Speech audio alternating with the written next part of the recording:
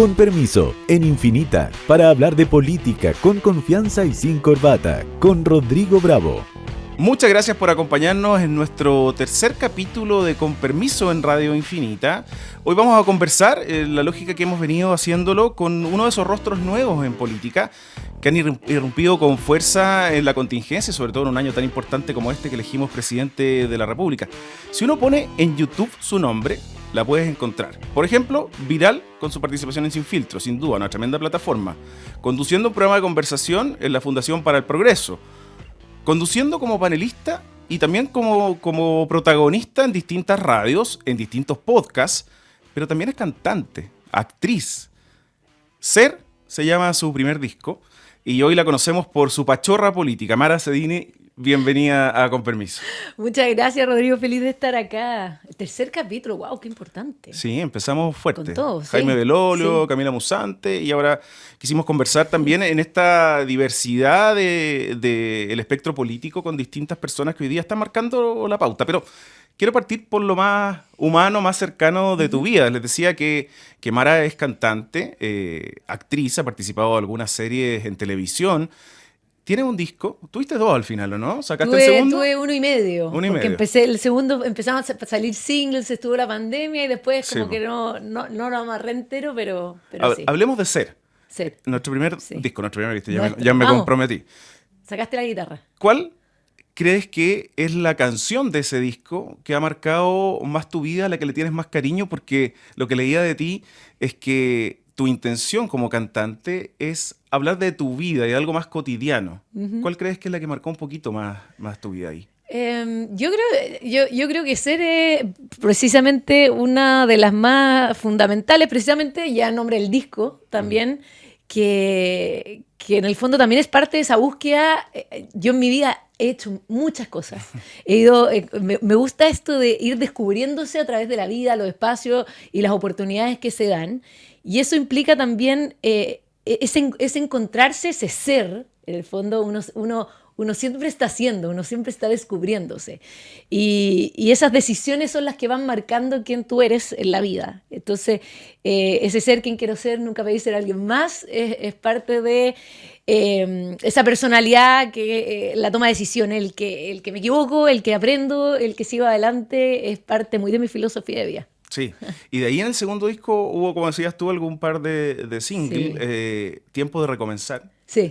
una de las canciones. Compones tú, ¿cierto? Lo que te Sí. decía, desde la experiencia Sí. básica. Eres compositora y Sí. cantautora. Tiempo para recomenzar, lo escribí en la pandemia, que hablaba un poco de extrañar a tus personas más cercanas y pensar en que ya no habrán distancias, volveremos a sentir libertad.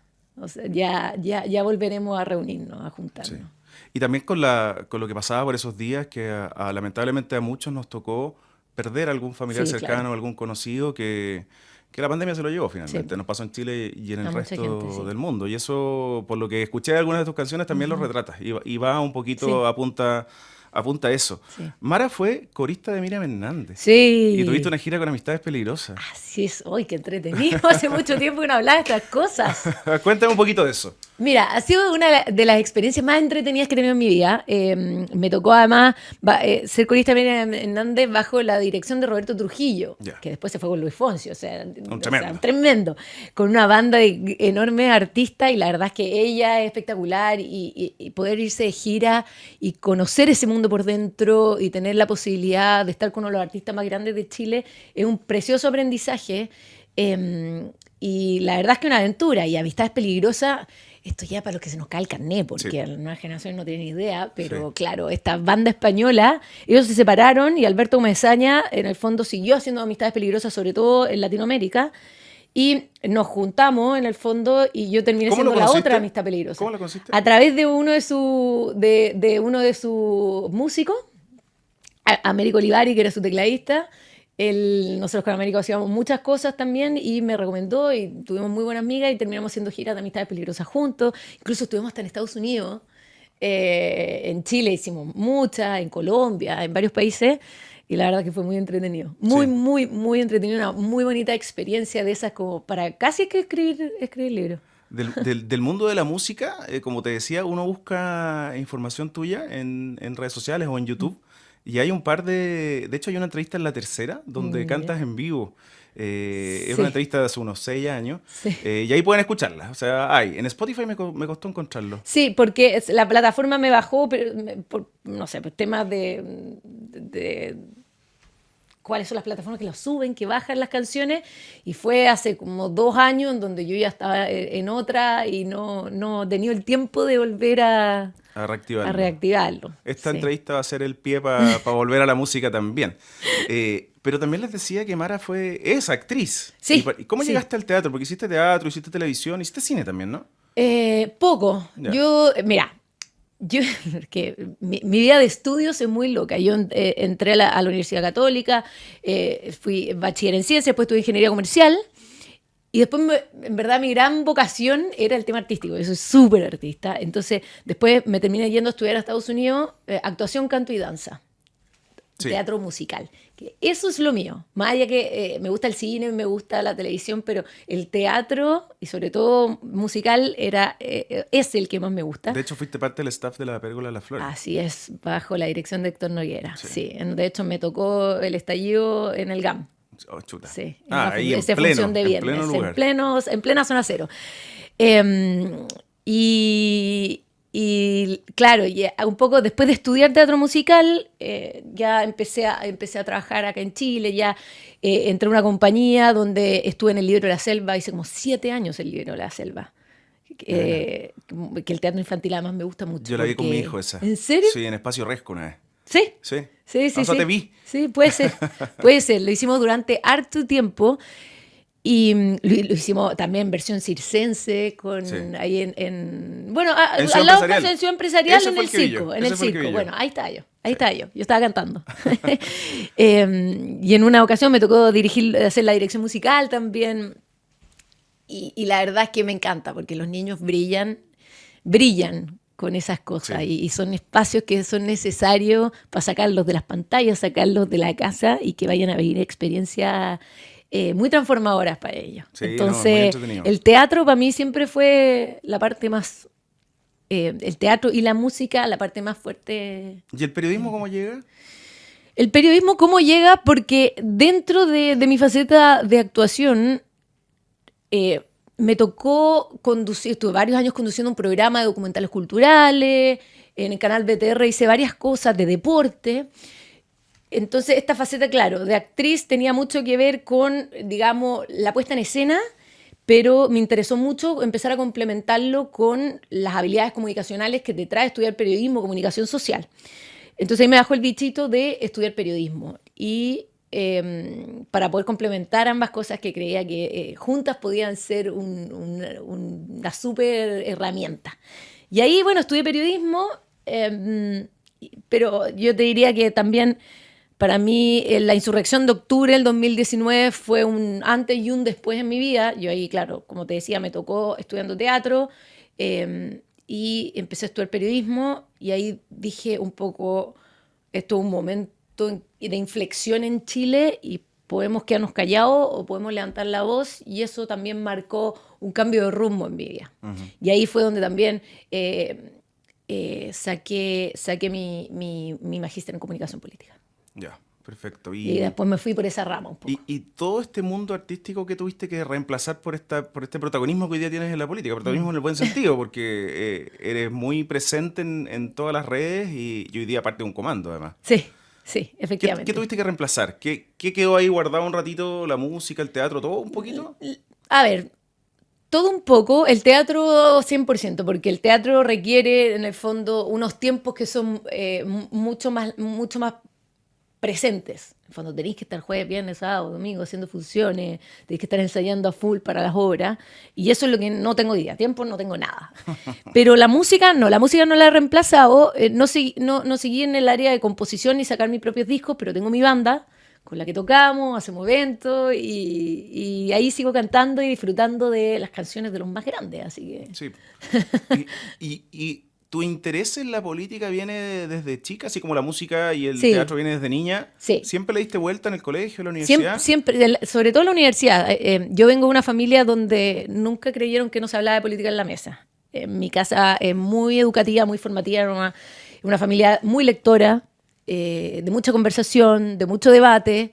Y yo siempre tuve una arista política importante, una visión clara del mundo. Y yo, de hecho, en la universidad, cuando estudié ingeniería comercial, yo fui centro alumno de ingeniería comercial y además estuve en el movimiento gremial de la Católica y participé de los proyectos de FEUC, los proyectos universitarios, desde el punto de vista de la política universitaria. Hablemos un poquito de Sin Filtro, que Ya. este programa, me imagino que todos lo conocen, que está en redes sociales, se transmite todos los días a las 8, o sea, y que se han transformado desde el estallido social en adelante en un tremendo fenómeno.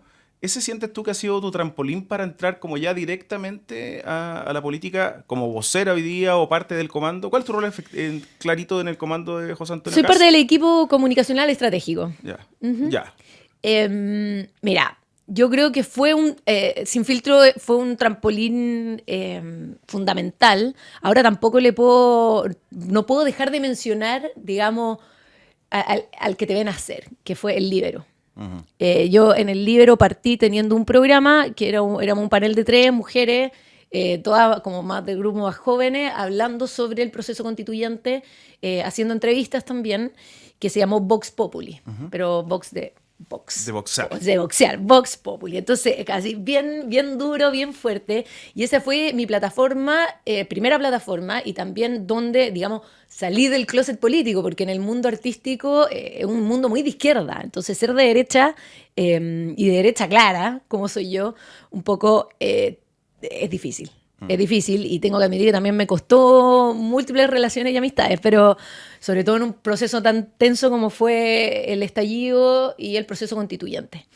Y de ahí, efectivamente, del Líbero apareció Sin Filtro y muy cerca la Fundación para el Progreso, y esas sí fueron 2 plataformas importantes, porque Sin Filtro, claro, te permite estar en el debate político, tiene una sintonía con la gente que es maravillosa, y la Fundación para el Progreso tiene una parte como formativa, de ideales claros. Entonces para mí era una mezcla perfecta. Y claro, ahora entrar un poco a la lista política, digamos, no de las ideas, sino que más bien de un comando, es un desafío importante para mí. Sí. Sí. Sí, sin duda, y muy protagonista. Hay quienes dicen hoy día que Sin Filtro es muy agresivo.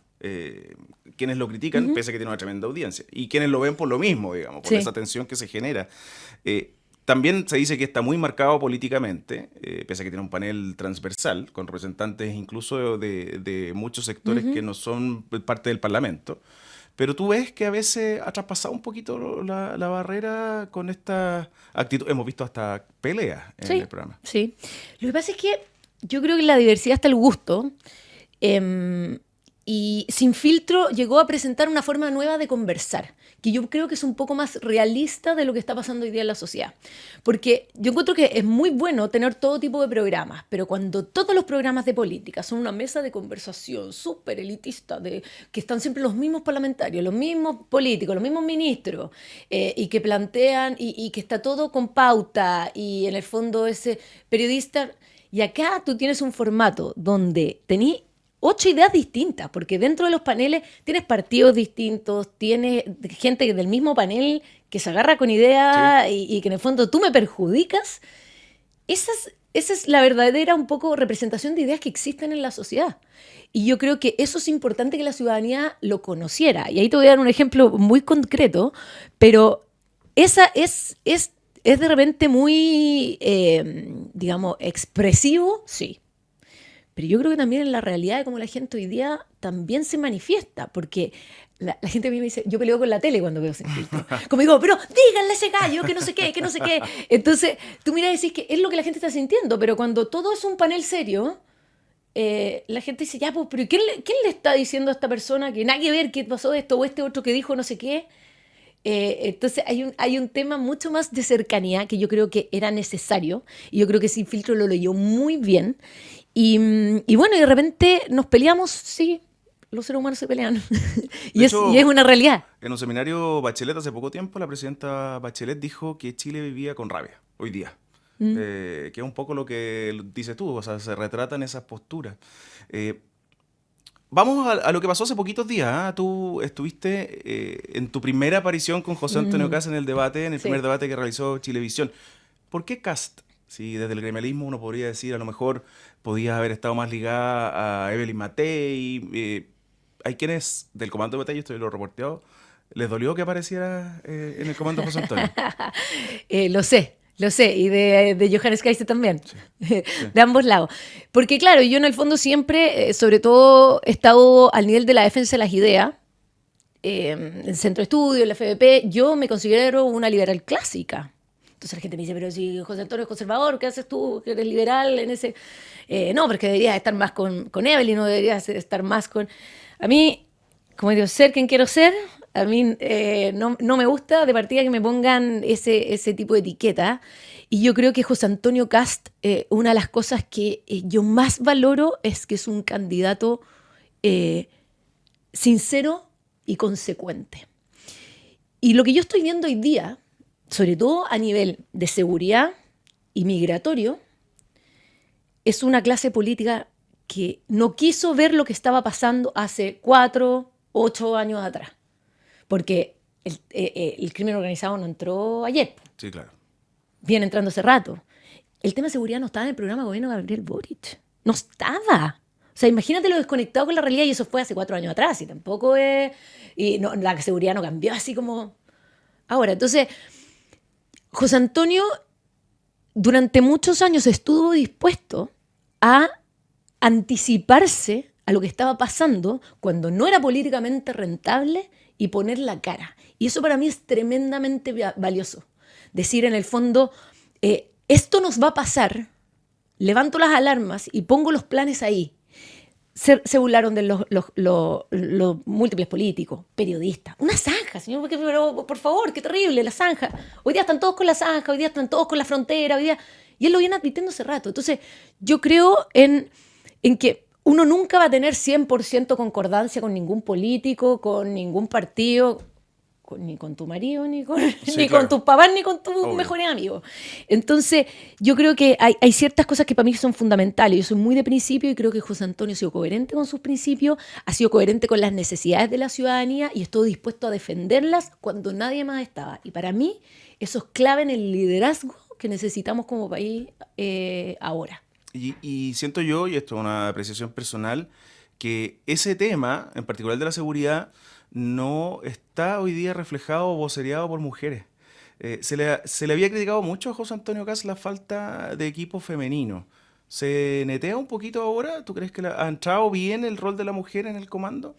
Mira, yo creo que hace mucho rato, si el equipo de José Antonio tiene unas mujeres que son extraordinarias.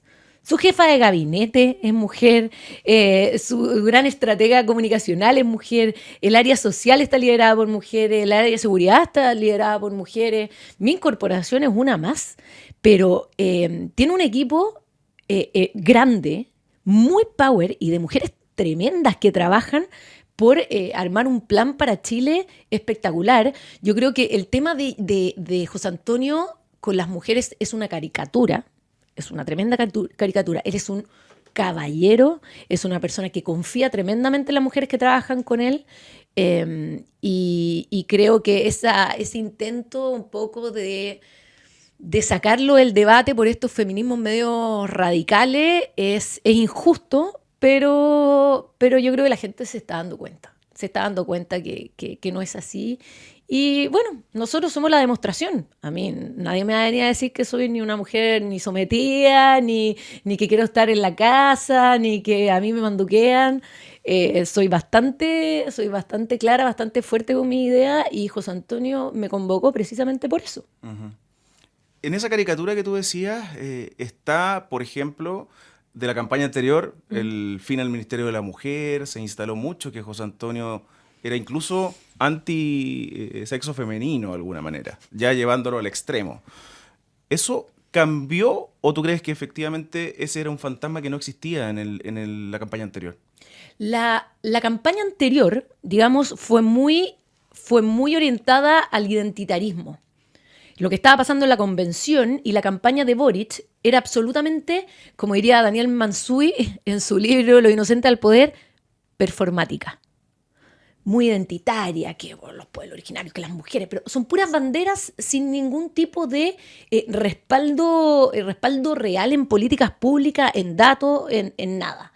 Y lo que se hizo fue atacar a José Antonio en ese sentido porque, bueno, siempre había una cosa a la izquierda contra los conservadores, contra la Iglesia Católica, que son áreas con las que yo no me relaciono, pero que sí son de José Antonio tal vez. Y se han usado un poco para desacreditarlo. Y el tema del Ministerio de la Mujer es otra cosa. Tiene que ver con si está ayudando o no está ayudando. Que a mí me pasa lo mismo. Yo estuve en contra del Ministerio de Seguridad, pero no porque esté en contra de la seguridad, sino porque creo que no necesitamos más políticos, necesitamos inteligencia, necesitamos recursos para carabineros, necesitamos blindar la frontera. Pero no necesito más ministros con autos, con jefes de gabinete, con celulares, con community manager para pelear contra la seguridad. Entonces, cuando tú ves que en este gobierno ha aumentado la violencia contra la mujer, ha aumentado las agresiones sexuales, hemos tenido desde el propio gobierno, con el caso Monsalve, problemas de, bueno, digamos, no vamos a adelantarnos a la justicia, pero acusaciones de violación dentro del mismo gabinete, de abuso laboral dentro del Estado. ¿Tú decís, el Ministerio de la Mujer está haciendo su pega? ¿Está sirviendo para lo que dicen que sirve o estamos gastando recursos?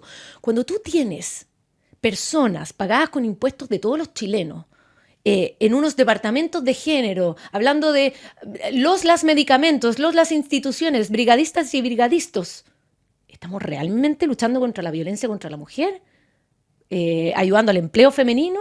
El peor desempleo femenino lo tienen hoy día, con la ministra Jara, el presidente Boric del gobierno feminista.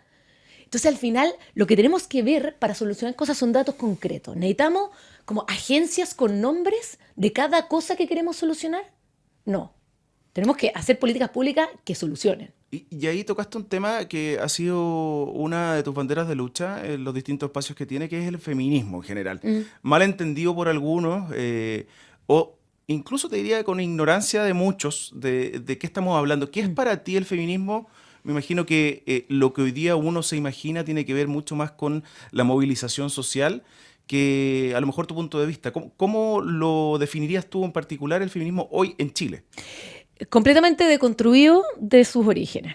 El feminismo nace como un movimiento social y político liberal en momentos de la historia donde las mujeres no tenían los mismos derechos civiles que los hombres. Incluso habían hombres que no tenían los mismos derechos civiles que otro tipo de hombres en distintas clases o distintas razas.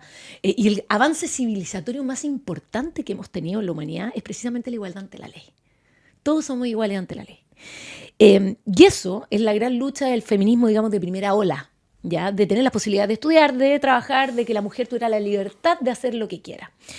El problema es que, sobre todo después del feminismo de mediados del siglo XX, muy inspirado en Simone de Beauvoir, con un poco la asociación de que ser mujer es un tema social más que biológico, empieza a haber una deconstrucción y después ya la llamemos cuarta ola con digamos, el feminismo queer, ya todo se desparrama y ya nada es, todo es nada, nada es todo y se pierde la defensa por la mujer en los espacios civiles, políticos, que hoy día faltan en muchos países. Cuando tú ves en algunos países donde las mujeres tienen que andar tapadas y las golpean porque se les sale un pelo, yo no veo a los movimientos feministas dejándola embarrada por eso. ¿Y acá en Chile? Las veo peleando en Chile, en Estados Unidos, en España, en los países donde las mujeres tienen más libertades, tienen todos los derechos, donde todos los rankings dicen que son los mejores países para vivir siendo mujer, siendo diversidades sexuales, pero los feminismos están en esos países y no en donde realmente ocurren las atrocidades de las diferencias de derechos, digamos, de dignidad y derechos civiles. Entonces, ¿qué es lo que pasa hoy día? Tú veis los llamados en el 8M de los colectivos feministas, anticapitalista, neoliberal, antiderecha, tú digo, ¿y dónde está la mujer en todo este listado? Perdón, me salió el micrófono. ¿Dónde está la mujer en todo este listado? No está. Entonces te das cuenta que hoy día el feminismo se utiliza como un discurso político para poder arrastrar masas. Y yo creo que lo más grave de eso, y lo que muchas mujeres no ven, es que las están instrumentalizando por votos. Y este gobierno es un claro reflejo de eso. Porque en el fondo no ha mejorado nada para las mujeres. Incluso los índices más importantes han empeorado bajo el discurso feminista. Entonces al final Las mujeres lo que necesitamos hoy día es caminar tranquilas en la calle, que no haya entradas para poder trabajar, sala cuna para poder tener a nuestros hijos seguros mientras nosotros queremos trabajar. Y esas cosas no están, po. Están los y las y les y luz y bla, ¿cachai? Muy performático, con poca sustancia. Y un poco invisible en este gobierno, además. En lo que vimos los 4 años anteriores, que había una manifestación social muy explícita, vimos a las tesis con performance muy grandes, los medios de comunicación lo cubríamos intensamente eso, y durante este gobierno no hemos visto mucho eso, Bueno, en la calle, digamos. es que precisamente eso es la demostración clara de que el feminismo está tomado por movimientos de izquierda que instrumentalizan a la mujer para lograr objetivos políticos. Porque si fuera la defensa de la mujer, los movimientos feministas debieron haber dejado la embarrada en el caso Monsalve, deberían estar haciéndole la cruz a Janet Jara por tenerla sin empleo, pero no están, po. Le gritaban, pero si acuérdate, para el estallido, que cantaban el Estado, el presidente, el violador eres tú, carabinero, no voy a decir las palabras que le decían a carabineros de Chile, que eran abusadores, violadores, que las violaban, cuántas dijeron, nos están matando. Tú mira y hoy día nada, cuando todos los índices están peores. Entonces ahí tú te das cuenta que esto es un doble discurso hipócrita, que además tiene muy enferma a muchas mujeres, muy enferma, porque en el fondo hoy día el feminismo es esclavizante. Porque es divertido, porque en el fondo la lucha de la mujer por esa emancipación, por esa libertad, hoy día se pierde por el feminismo. Porque tú las ves y viven hundidas en esta idea de que el patriarcado las tiene oprimidas. Yo soy una persona que cree en la libertad individual y que en la vida me va según las decisiones que yo tomo. Evidentemente hay externalidades como todo el mundo, pero en el fondo la posibilidad de uno como mujer decir, bueno, esta fue mi decisión, fue mi error, fue mi buen ojo, esto fue mi esfuerzo, están hundidas en esta idea de que el patriarcado opresor no las deja hacer nada. Entonces son poco libres. Si tú crees que el sistema capitalista no te deja, es que el patriarcado opresor, es que todos los hombres son malos porque el imperialismo capitalista heteropatriarcal los tiene consumidos y esa es por eso tú estás estancada, no tenés cómo salir a ninguna parte. Y eso es enfermante, porque la libertad precisamente es decir, bueno, yo soy dueña de mis decisiones y también de las cosas que me equivoco, pero si para ti es el patriarcado el que te controla y te domina, eres una esclava del movimiento feminista. Mira, y en todo este análisis y hablando de la libertad, ¿cómo ves tú la discusión del aborto que intenta instalar este gobierno? Algunos lo califican de aborto libre, otros dicen que esto es aborto legal. Tenemos hoy día una regulación de un aborto en 3 causales. ¿Se debe avanzar como sociedad a un aborto más libre? Mira, yo creo que la discusión hoy día está precisamente para tratar de ayudar a Janet Jara, que tuvo que bajarlo al programa. La Democracia Cristiana le puso como condición a Janet Jara que bajara el aborto libre de su programa. Por ende, yo creo que este gobierno está acelerando la discusión para quitarle ese peso a Janet Jara de la campaña. ¿También instrumentalizado? Completamente instrumentalizado. Ahora, es bandera de la izquierda. Siempre ha sido de la bandera de este gobierno el aborto libre. Y en ese sentido, pero yo creo que hoy día esa urgencia que le está poniendo ahora, un poco para cumplir sus promesas, pero también para quitarle un peso importante a Janet Jara en la campaña. ¿Pero tú crees que hay que avanzar en lo personal? ¿En lo personal? Sí. No. ¿Pero y mantener la legislación que tenemos hoy? Yo creo que, mira, hoy día no es tema de discusión.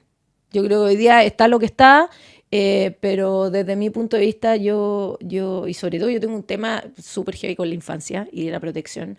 De hecho, tú eres familia cuidadora. Soy familia acogida.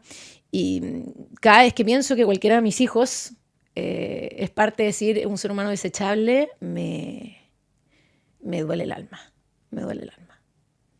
Porque creo que decir que un ser humano su vida vale o no vale según las condiciones en lo cual fue gestado o pueden hacer, me parece muy duro. Y veo la cara de cada uno de mis hijos en esas decisiones.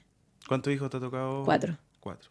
4. ¿Y hoy día estás con uno? Estoy con una niñita. ¿Cuánto cuesta el desligarse después? Porque debe ser un momento muy, muy fuerte, digamos. Es un momento muy fuerte, porque uno se encariña muchísimo. Es doloroso en ese sentido, pero tiene como un doble sentimiento. Entre la pena de soltarlo, pero también la alegría de que su situación se ha resuelto y va a estar finalmente en su familia definitiva. Sea vía adopción o sea vía, en un fondo, rehabilitación de su familia de origen, su familia nuclear o su familia extensa, que pues abuelo, cada niño tiene una realidad distinta, pero la alegría de que finalmente va a poder estar en su familia definitiva y que cumpliste un rol de poder entregar a ese niño más sanito, con lazos más fuertes, con capacidad de querer y de recibir cariño. Y eso para mí paga todo. Y en esa lógica que tengan familia, avanzar hacia una adopción homoparental, por ejemplo, ¿es un camino? Es que la ley de adopción nueva ya lo considera. La ley de adopción nueva salió hace un mes, entonces ya considera, no hay en el fondo prioridades de familia. Ya está completamente abierto. ¿Y ahí la maternidad subrogada, por ejemplo?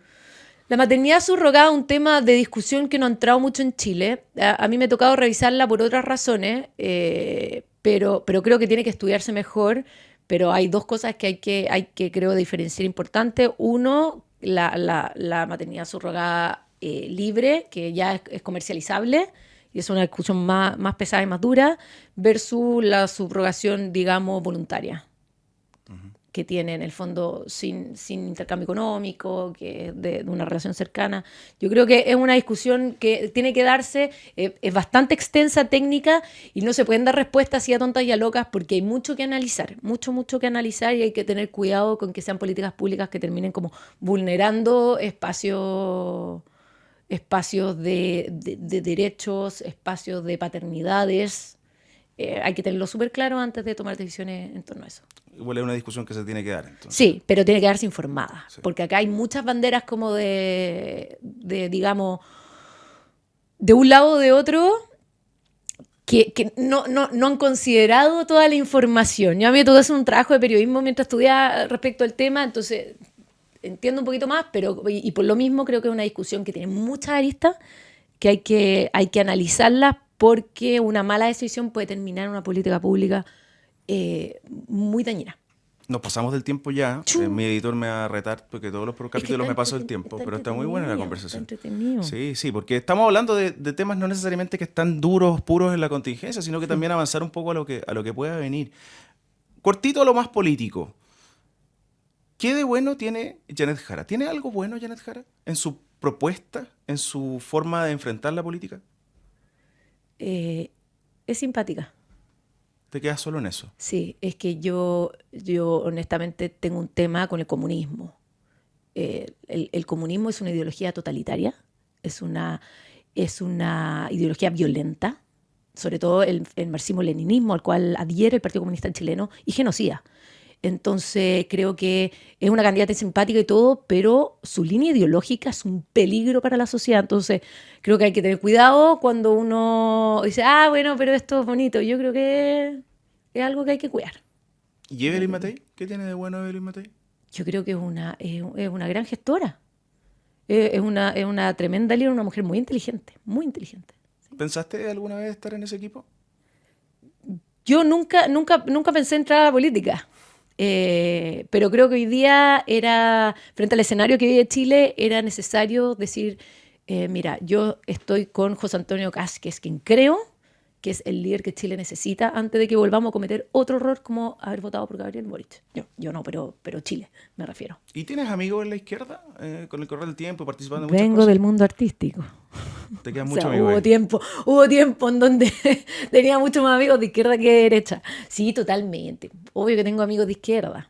Y yo creo que lo más lindo es cuando uno es capaz de querer a las personas con sus virtudes y ser sus defectos. Yo creo que es un defecto de mis amigos, pero los quiero igual porque están llenos de otras virtudes. ¿Y alguno de sus amigos hoy día es protagonista de la política contingente, no?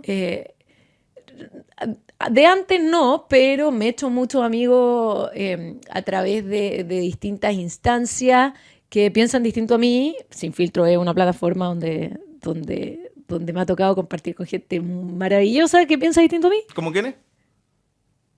¿Como quiénes? Bueno, conversábamos afuera. Pepito Toro, una persona que le tengo mucho cariño, el PPD, no comparto lo que piensa, pero es una buena persona. En la Fundación para el Progreso también nos ha tocado, he tenido profesores, académicos con los que pienso distinto, pero, pero, pero me llevo muy bien. Hay personas, al final, mira, hay ciertas cosas de la política que si nos entendemos en que no hay que salir a quemarlo todo, ni hay que tratar de asesino fascista al que piense distinto de ti. Si podemos conversar con esas personas, yo creo que es absolutamente valioso dentro de una democracia poder tener la capacidad de compartir en esas diferencias. Última pregunta, respuesta corta. ¿Vamos a ver a Mara Cedini en el Parlamento? ¿En un gabinete eventualmente de José Antonio Kast? En el Parlamento, no soy candidata. No, pero en algún momento de tu vida me refiero.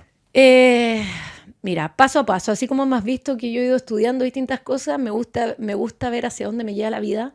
No soy una persona que tiene objetivos políticos, nunca los he tenido, esto es nuevo para mí, pero creo que uno tiene que estar donde se necesita y donde estás capacitado. Entonces yo me gusta vibrar con lo que hago. Voy a buscar los espacios donde a mí me gusta, me siento útil y donde puedo aportar y no para rellenar asientos. Tremenda conversación con Mara Cedini, hablamos de todo un poco, nos quedó igual para seguir, así que te invitamos en algún momento más adelante. Cuando quieras. Gracias por nuevamente acompañarnos en este tercer capítulo de Con Permiso en Radio Infinita. Vamos a estar disponibles en todas nuestras plataformas. Lo va a repostear seguramente Mara en alguno de esos links. Así que muchas gracias por venir a acompañarnos y que tengas un excelente desarrollo, no político solamente, ojalá artístico, que te veamos en distintas cosas. Muchas gracias, Rodrigo, te pasaste. Muchas gracias a la Radio Infinita y a todos los que nos están escuchando. Que estés muy bien y próximo capítulo la próxima semana. Con Permiso en Infinita, la política a micrófono abierto.